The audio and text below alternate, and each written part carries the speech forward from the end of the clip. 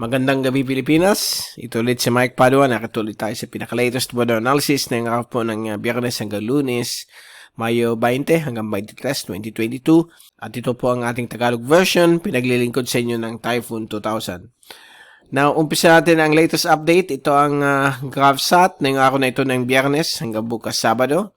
Mukhang nagkakaroon na po tayo ng hapon-hapon na mga pag-ulan at in-announce na po ng Pag-asa nung nakaraang Miyerkules ng gabi ang pag-umpisa po ng tag-ulan o yung tinatawag nating wet o rainy season sa ating bansa. Lalo na sa may kanluran bahagi po ng Luzon na sa tinatawag nating Type 1 climate na kung saan under Type 1 climate ay magkakaroon po ng mga malakas na mga pag-ulan. Lalo na po sa buwan ng Hunyo hanggang Setyembre. So, iyan po ang nakita natin ngayon. At nagkakaroon na po na tayo ng mahinang habagat dito po sa may kanluran bahagi po ng Luzon at kanluran bahagi po ng Kabisayaan, lalo na po sa may Pag-asa Island, sa may Kalayaan Island Group at sa may West Philippine Sea. At magiging common na rin po ang mga pagkulog at pagkidlat o yung mga tinatawag natin mga thunderstorms generated po ng tinatawag nating mga ulap na cumulonimbus clouds lalo na po sa hapon o gabi. At dito po sa Luzon ay araw-araw po magkakaroon po tayo mga pag-ulan sa susunod na 3 araw sa susunod na mga ilang linggo dahil po sa pag-start na po nitong southwesterly surface wind flow yung mahinang habagat. Ang Mindanao at Visayas at Mimaropa magkakaroon pa rin mga kalat-kalat na mga pag-ulan, pagulog at pagkidlat lalo na sa hapon o gabi. So ito po ay pinapa-enhance po ng isang stationary na hindi kumikilos na frontal system dito po sa may Taiwan at Okinawa area. So nandyan po siya at itong line of frontal system o yung pagsulubon po ng hangin mula sa malamig sa taas at yung mainit naman dito sa may tropics ay nagkikreate po nitong line of mga thunderstorms din. So yan po ang magiging panahon natin. So huwag niyong kalimutan magdala ng payong at kapote, lalo na sa hapon ng gabi. Araw-araw po yan dahil po nandiyan na po ang threat ng mga thunderstorms o mga pag-ulan. Sa labas ng ating bansa, wala naman po tayong natatanawan na LPA, kahit naman yung computer models, all clear po. Meron lang po tayo ditong Intertropical Convergence Zone at Surface Trough. Nagbibigay po dyan ng mga thunderstorms sa may area po ng Micronesia. Ito naman po ang fast animation. So nakikita po ninyo yung mga thunderstorms generated ng mahinang habagat dito po sa may Luzon, lalo sa kanluran bahagi nito.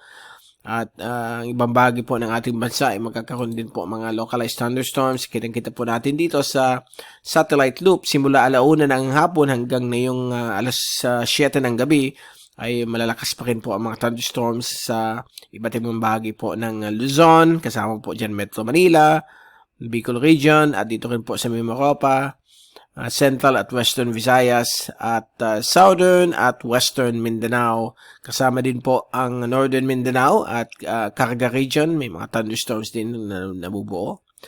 At dito po sa may area po ng Visayas, kaninang early afternoon, or nagkakaroon din po dyan ng mga thunderstorms. Ito po yung rain forecast hanggang sa araw po ng Lunes. So, inaasahan po ang mga hapon-hapon na ulan hanggang sa Lunes ng hapon. So bukas ng hapon, Sabado, inaasahan pa yung mga thunderstorms sa malaking bahagi po ng ating bansa, lalo na sa Luzon at Mindanao. At sa Linggo ng hapon, nandyan pa rin po ang mga thunderstorms sa iba't ibang bahagi po ng ating bansa. Okay? And then pagdating po ng Lunes po ng hapon, ay nandyan pa rin po. Nanatili po ang mga localized thunderstorms dala po ng pag-umpisa na po ng tinatawag nating tag-ulan. Okay? So, medyo napaaga na yon. Usually, mga June yan nag-start, but dahil po meron tayong tinatawag nating La Niña phenomenon, kaya napapaaga po ang mga tag-ulan.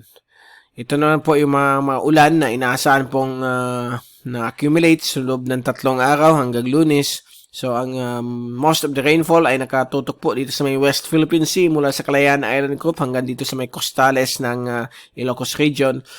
Kasama po dyan Batanes, Babuing Cubao Island. So, may mga malalakas na ulan po dyan, lalo na sa hapon ng gabi. At halos 3/4 ng ating bansa ay magkakaroon po ng mga pag-ulan. Samantala yung Eastern Visayas at Northeastern Mindanao may mga ulan din pong magaganap at hindi masyadong kalakasan.